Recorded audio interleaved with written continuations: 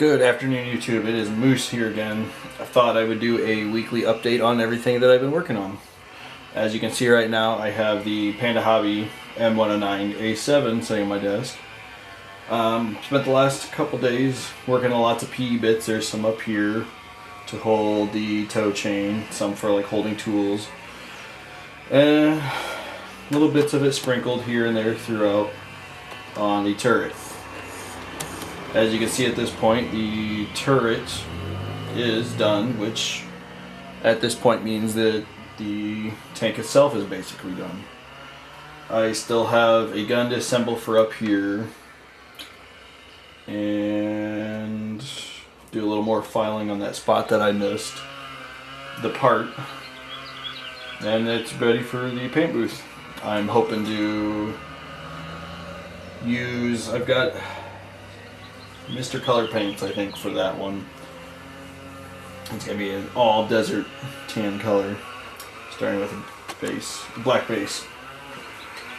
And last time I forgot to show this, but this kit out of the box actually came with, they're not marked as Fruel, but it came with white metal tracks that were tedious, but I love the result that they give.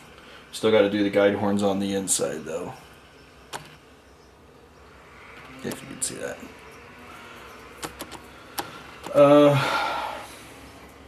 Let's see. Get this one out of the way. I haven't gotten much work done on the Corvette this week. The one thing I did notice is that the glass here in the corner, I don't know if that shows up very well, actually broke off and I had to glue it, and unfortunate, but best I could do. And then the rear side windows as well as the back one from the factory get painted with a frame, and on the racing model is totally blacked out, so I went ahead and painted that. I need to clear coat that yet so that it doesn't scratch. I was hoping to get the body of it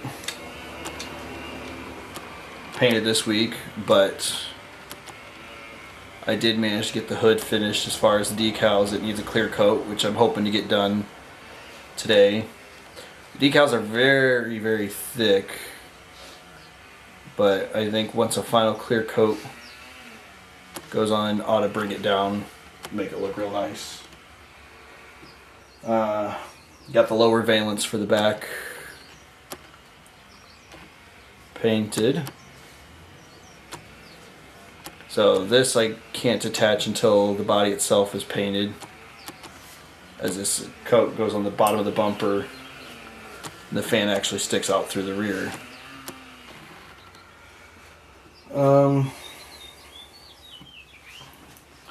The next thing I've been working on is the little HobbyBoss 1/72 scale F5E. I believe it's an E variant, yeah. And let me zoom out just a little bit. Alright. So this side got a few of the decals done, but this side is all done with the decals. I was actually surprised how many there were for a 1/72 model, but I think it looks really cool. I initially assumed this was like a Chinese marking because, like a Chinese marking because of the star on the tail, but it turns out it's actually a US Navy one. And my brother-in-law, his racing number whenever he races is number 23, so I thought it'd be a cool one to do for that. But I got some decals to finish on that and be ready to do the landing gear on the bottom. I haven't done any of it, or the bay doors.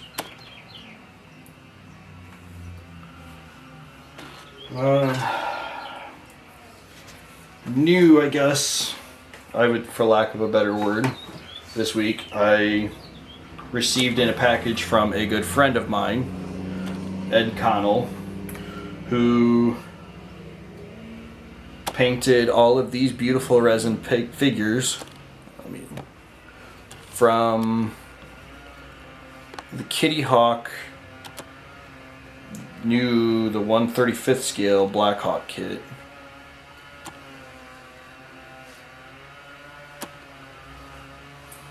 I think they came out absolutely wonderfully.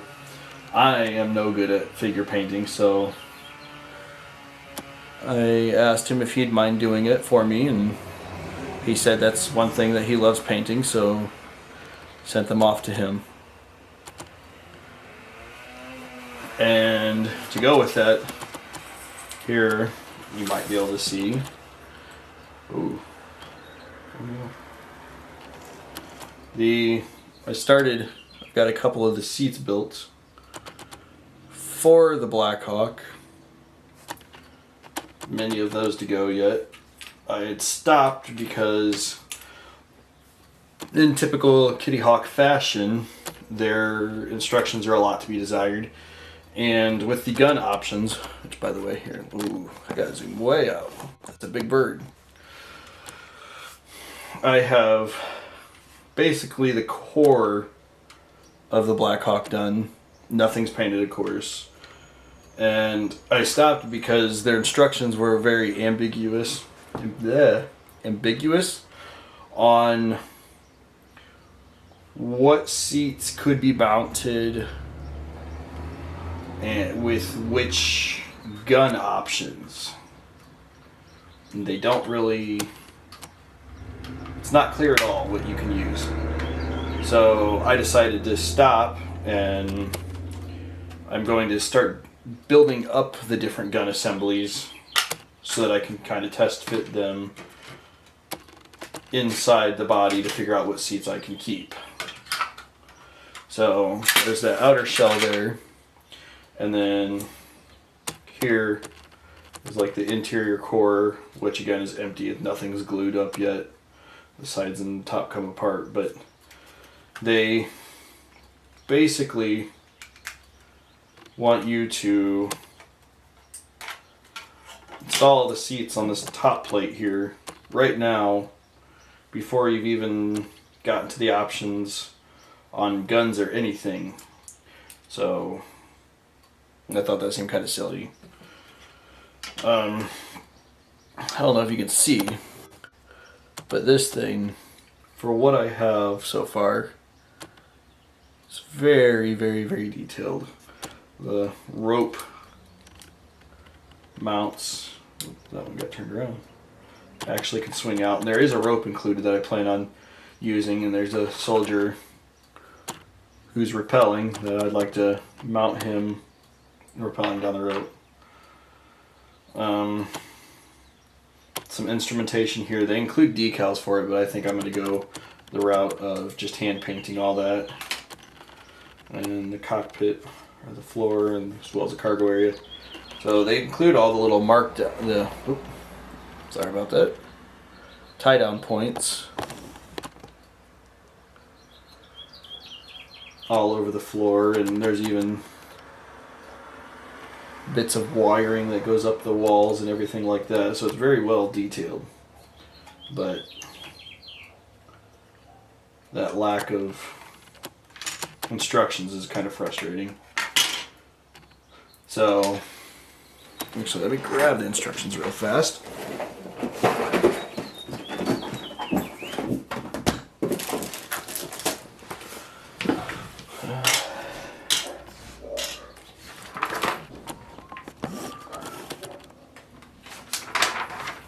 So as you can see, right off the bat, they've got you building seats and installing them to the roof. And I think that's a terrible idea. So I'm skipping ahead a few pages. First here to build some ammo boxes for the Mark 230 cannon. And get those so I can be able to fit those in. And then skipping much further,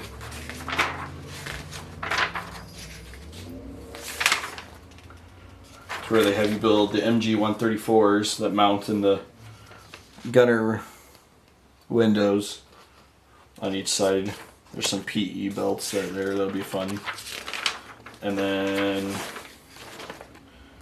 there's the actual, I have no idea if this is coming in very well or not, but the Mark 230 chain gun. And then there's like rocket pods and stuff. So the rocket pods I'm not worried about because those will get mounted on the wingtip or the outer pylons. But then the very last thing, they have you build these guns that will fit inside, I guess we'll call it the cargo bay on each side. So they look like they take up a majority of the space, so if that's the case I won't be able to have any seats, and that's fine because I'm planning on building this thing fully armed. I want as many guns as possible on this one. But I do believe that's all I have for you this week. Keep an eye out, and I think I might start posting some videos of me building the Black Hawk. I think it'd be a fun one to start with. Anyways, take care.